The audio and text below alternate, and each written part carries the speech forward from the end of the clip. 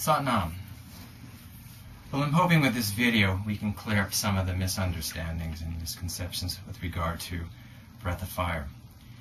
It seems we all have a clear idea of what it is, but not necessarily how to do it correctly.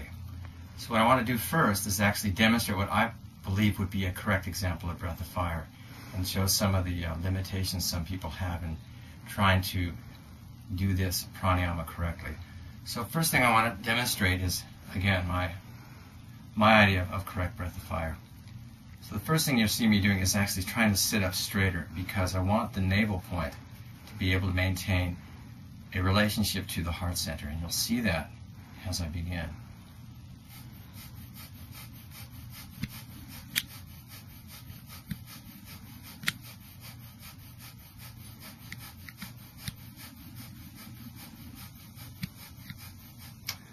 Okay, what you saw me doing was not as fast as some people might do it, which would be 3 breaths per second. That was probably a bit over 2.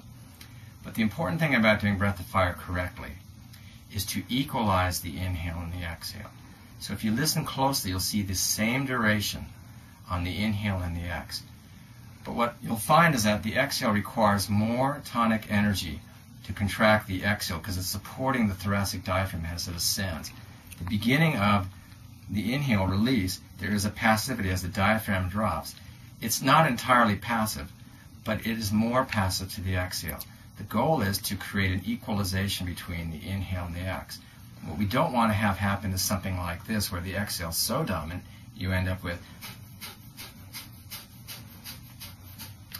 and that would be quite incorrect. Nor do we want to do something that would be more equivalent to what's called bastrika, which where you over push the inhale, where you'd get this.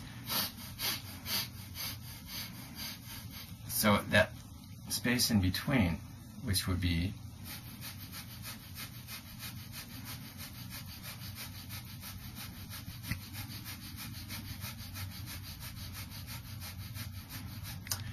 anyway, one of the important things to notice is as I engage the navel point, it's giving support to the thoracic diaphragm. You can actually see this ascending up slightly.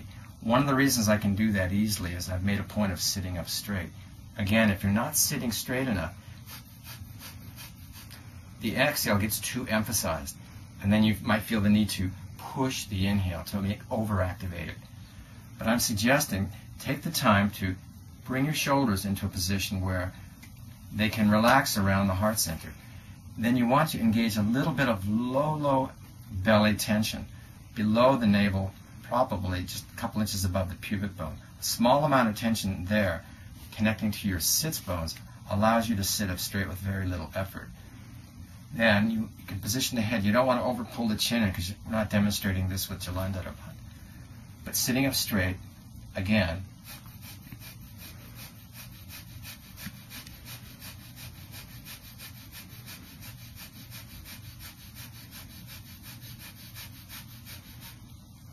one of the ways I suggest learning to equalize the inhale and the exhale, if you put your fingers in your ears, you can hear. Listen closely. You can actually hear and begin to practice the equalization.